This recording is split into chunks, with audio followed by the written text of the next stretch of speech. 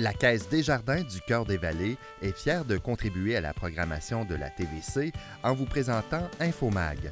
Pour joindre la Caisse, composez le 819-986-1551. À Infomag, cette semaine, une résidente de Buckingham marchera pendant environ 4 mois afin de se rendre au Texas. Le gouvernement du Québec investit 16 millions de dollars pour le maintien des écoles de l'Outaouais et une nouvelle usine à Tursault pour 2020.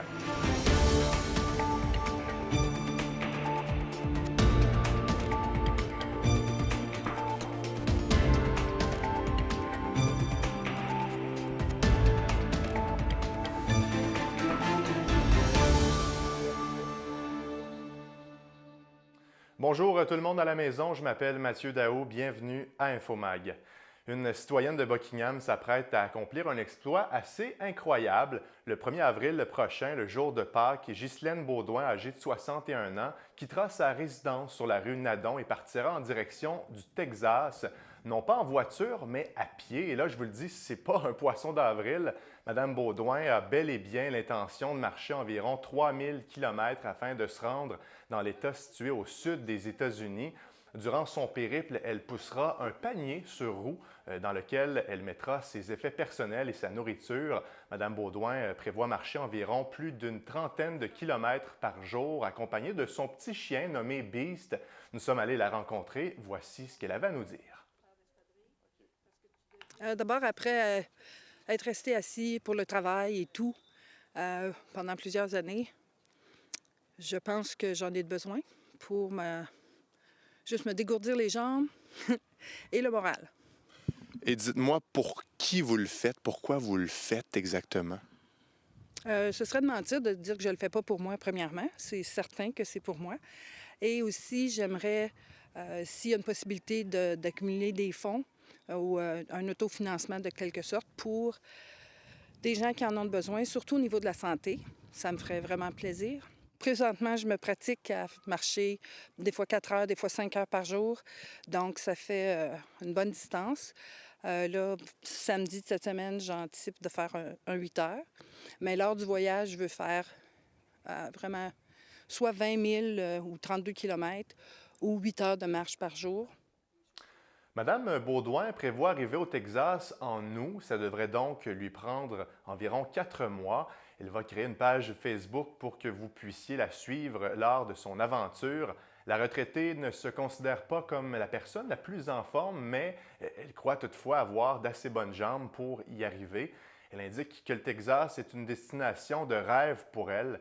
On l'écoute à nouveau. J'ai toujours voulu aller au Texas. J'ai eu des chevaux dans le passé et maintenant, j'en ai plus. Mais c'est quelque chose qui m'a toujours attirée. Puis le Texas, il y en a. Donc, pour moi, c'est quelque chose qui m'attire. Puis, c'est un beau défi, en fait, distance. Et je pense que c'est une destination qui est chaude. Peut-être que là, ça va être un peu trop chaud. Je vais peut-être me plaindre, mais j'aime mieux me plaindre de la chaleur que du froid. Et j'imagine qu'on pourra se reparler lors de votre retour du Texas? Évidemment, ça me ferait plaisir. Puis on verra à ce moment-là toutes les aventures. Je vais pouvoir parler davantage parce que là, c'est tout dans le futur et je ne le vois pas encore. Je vous souhaite un bon voyage, Mme Beaudoin. Merci beaucoup. Merci à vous. Maintenant, les 5 commissions scolaires de l'Outaouais pourront bénéficier de plus de 16 millions de dollars afin de remettre en état certaines écoles. Le gouvernement du Québec a confirmé les sommes annuelles qui seront disponibles dans le cadre de la mesure maintien des bâtiments. C'est la commission scolaire des Draveurs qui obtiendra la plus grosse part, c'est-à-dire 4,4 millions. La commission scolaire au Cœur-des-Vallées, elle, recevra une somme d'environ 2,5 millions de dollars afin de réaliser 12 projets. Je vous laisse entendre les commentaires et les précisions du président de la CSCV, Éric Antoine. Nous, à la CSCV, on bénéficie d'un indice de vétusté qui nous avantage ou qui, de la façon dont on prend soin de nos bâtiments, de notre parc immobilier, On est très satisfait. Donc, c'est un montant qui va nous aider à garder à flot notre parc immobilier. Et plusieurs écoles vont en bénéficier, dont je vais vous en mentionner quelques-unes. Louis-Joseph Papineau qui va avoir 572 000 pour réfection des toits. Il y a beaucoup de bâtiments qui vont recevoir des sommes telles Plaisance, Ripon et Chénéville pour des problèmes de chaufferie. Et Saint-Jean-de-Brébeuf, qui est notre école la plus âgée, qui va recevoir une somme d'environ 550 000 pour des murs extérieurs, cours d'école et autres. C'est un pèlerinage qui est annuel et puis on reçoit une somme qui est à peu près de ce montant-là à tous les années. On fait avec, mais c'est sûr qu'il y a tout le temps de la place pour l'amélioration davantage. De son côté, bien, la commission scolaire Western Québec obtiendra 3,9 millions. Buckingham Elementary School aura pour sa part plus de 400 000 $ au total. Ce sont 77 projets d'infrastructures qui seront réalisés dans la région au cours de l'été prochain. Par ailleurs, la CSCV demande au gouvernement de lui donner des outils nécessaires afin de favoriser le taux de participation aux prochaines élections scolaires. Le scrutin est prévu le 4 novembre prochain, c'est-à-dire près d'un mois après les élections provinciales. Ce qu'on demande, c'est soit de reporter les élections à plus tard ou d'obtenir plus de ressources financières afin de les promouvoir au sein de la population. Il faut le dire, très peu de résidents de l'Outaouais ont été votés il y a 4 ans. En 2014, le taux de participation à la CSCV a chuté à 6,11 % comparativement à 16,8 % en 2007. À nouveau, on écoute M. Éric-Antoine. On a fait un peu comme plusieurs commissions scolaires au Québec. On veut se donner une chance. On veut que le ministère, le ministre nous donne les ressources nécessaires pour avoir un plus haut taux de participation. Présentement, au moment où on se parle, les élections scolaires se tiendront à 3 semaines des élections provinciales, ce qui nous avantage pas. On sait déjà que le taux de participation en 2014 était très bas. Et puis, écoutez, moi, je fais du terrain, on se voit partout, je suis dans tous les événements. Si vous me dites que le prochain taux de participation aux élections est de 20-30 % je suis super heureux, mais présentement, on ne s'enligne pas pour ça. Moi, j'ai entendu qu'en Assemblée nationale, il aurait parlé de peut-être des solutions telles le vote électronique, qui pourrait être un projet pilote très viable pour le scrutin de 2018. Sinon, un report au printemps 2019. Donc, il y a plusieurs autres solutions ou jumeler avec le municipal si c'est faisable, mais tout pour nous donner des conditions gagnantes, là. Je pense que les gens ne savent pas à quoi on sert. Et puis, c'est à force de rencontrer des gens, aller dans les événements, leur expliquer la raison d'être, un commissaire ou d'un président de commission scolaire, quel apport on peut avoir dans la communauté. On nous a fait des demandes d'avoir une politique sur le compostage, on a réagi. On nous a fait une demande en vertu de la taxe scolaire, on a fait beaucoup de démarches et je suis très fier de pouvoir dire que nous, en Outaouais, on était des précurseurs, on était des gens qui étaient plus près. On a écouté nos citoyens puis on a agi. Donc, pour ces raisons-là, je crois que les gens ont avantage à nous connaître et à sortir et venir nous rencontrer et voter pour nous.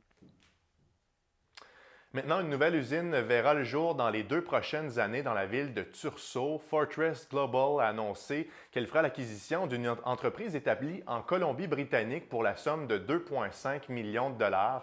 Si la transaction se déroule comme prévu, une usine pilote sera mise sur pied sur le terrain de la compagnie.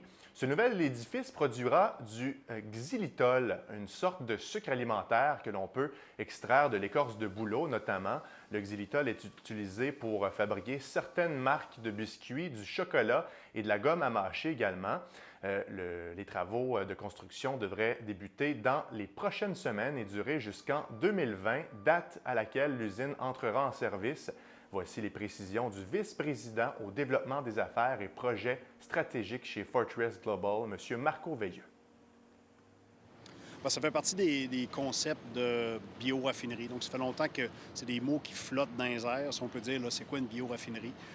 On a la vision, là, si on prend un arbre, il faut voir ça un peu comme un baril de pétrole. On peut faire, à partir d'un arbre, on peut faire tout ce qu'on peut faire avec le pétrole. C'est juste de trouver les bons procédés pour le faire, donc de le raffiner. Donc, bioraffinerie à partir de l'arbre. On s'en va dans ça. Fait qu'on va avoir ici une usine qui faisait de la pâte papetière. Puis là, bien, on fait du textile, de la pâte qui va dans le textile. Puis là, on s'en va dans l'alimentaire. Donc, vraiment, pénétration de marchés complètement différents. On est très contents. Les procédés de fabrication actuels sont surtout en Chine.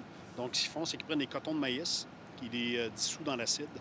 et après ça, ils vont extraire les sucres à partir de ça. C'est un procédé qui est polluant, qui génère beaucoup de gaz à effet de serre, donc il y a beaucoup de problèmes environnementaux avec ce procédé-là. Donc, c'est un des gros avantages compétitifs sur le marché de le faire à partir d'une usine comme ici à Tursault, où est-ce qu'on extrait déjà les sucres, il reste à les purifier pour les vendre. Si les résultats du projet pilote sont concluants, une usine commerciale de 150 millions de dollars sera construite à Tursault d'ici 3 à 5 ans. La production passerait à 20 000 tonnes de xylitol par année. Le maire de Tursault, Benoît Lauzon, voit d'un très bon œil l'arrivée de cette nouvelle industrie qui permettra de créer de nouveaux emplois. Je vous laisse entendre M. Lauzon. Bien, c'est tout ce qui englobe. Il y a des emplois directs qui sont créés quand il arrive à une usine. Là.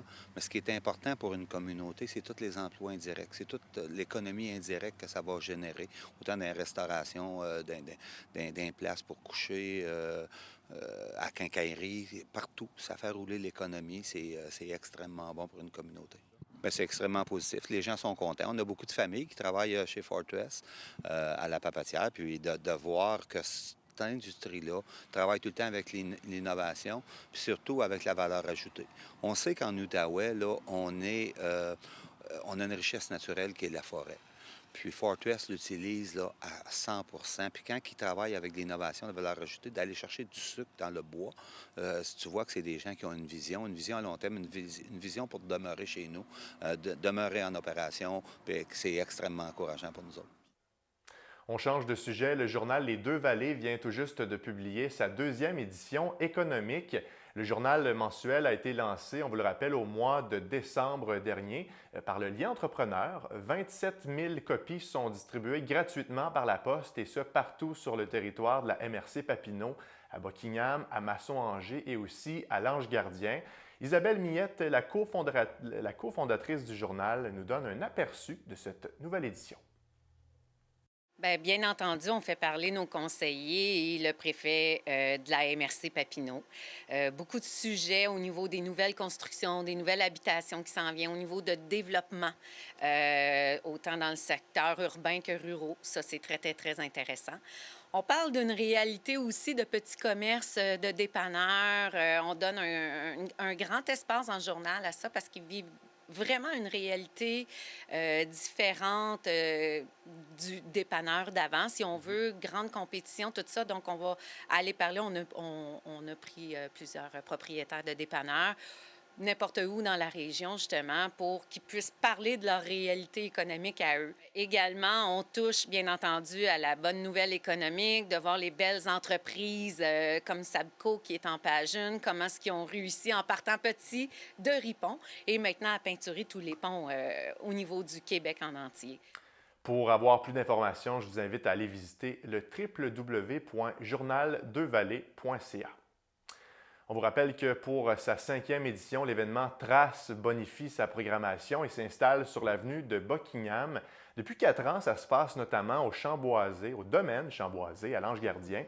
Les organisateurs ont toutefois décidé de créer un nouveau volet qui s'appelle Vitrine sur l'art. À partir du mois d'août, des artistes vont être jumelés avec des commerçants de l'avenue principale afin d'exposer des œuvres d'art derrière leurs vitrines. L'exposition principale de Trace, elle, se déroulera comme à l'habitude à la mairie de l'Ange-Gardien. Cette année, ça se déroule du 14 au 16 septembre. Toute la programmation sera disponible au cours des prochains mois au symposiumtrace.blogspot.ca. L'artiste peintre Diane Fontaine est l'initiatrice du projet. Elle croit que les changements de cette année vont créer une expérience encore plus intéressante. On l'écoute. Oui, moi, je pense que ça se parle beaucoup, Trace, d'une année à l'autre. Il y a tellement de gens qui m'ont dit qu'ils regrettaient l'année passée parce qu'on n'a pas eu d'été, puis c'est la seule fin de semaine qui fait tellement beau qu'on a été un petit peu victime de ça aussi. Mais combien de gens nous disent comment c'est une belle exposition. Puis là, il va y avoir des activités pour la famille aussi. On va inviter vraiment les familles à venir créer sous les chapiteaux à la mairie. messagerie, puis la collaboration avec le public aussi pour Vitrine sur l'art. Ça va faire que ça va beaucoup parler, ça va beaucoup jaser. Il y a aussi, nous, on collabore beaucoup comme avec les commerçants, donc il y a une autre activité parallèle à Trace qui est le décor de chaises, où l'avenue de Buckingham va être envahie de chaises. Donc, je pense que toute cette offre visuelle et artistique-là va faire en sorte qu'il y a beaucoup plus de gens qui vont vouloir venir découvrir Buckingham ou la redécouvrir ou simplement la savourer parce qu'ils la savourent déjà, mais puis réaliser aussi qu'il y a de l'art, mais il y a des beaux restaurants, il y a des belles boutiques, il y a des bels endroits à visiter que les gens connaissent pratiquement pas, là. Donc, moi, je pense que ça va être un franc succès cette année. On se transporte plus dans l'ouest de Gatineau maintenant. Le Centre d'intervention en abus sexuels pour la famille, le CIASF, vit présentement une situation financière difficile. L'organisme a malheureusement décidé de fermer ses portes le 12 mars dernier. Ses 11 employés se sont fait remercier pour leur service, de même que son directeur général, M. Simon Drolet. La fondatrice du centre, Huguette Joly, est revenue à la tête de l'organisme pour remettre de l'ordre et analyser la situation. Elle indique que le CIASF s'est impliqué dans trop de projets et s'est éloigné de sa mission première au fil des années. Certains employés n'auraient pas été payés au mois de février dernier et l'organisme aurait été incapable d'effectuer certains paiements. Cette fermeture laisse des centaines d'enfants et de familles sans service pour une période indéterminée. Les services de thérapie pourraient reprendre à la fin du mois d'avril. C'est le moment de la chronique culturelle avec Jessie Laflamme.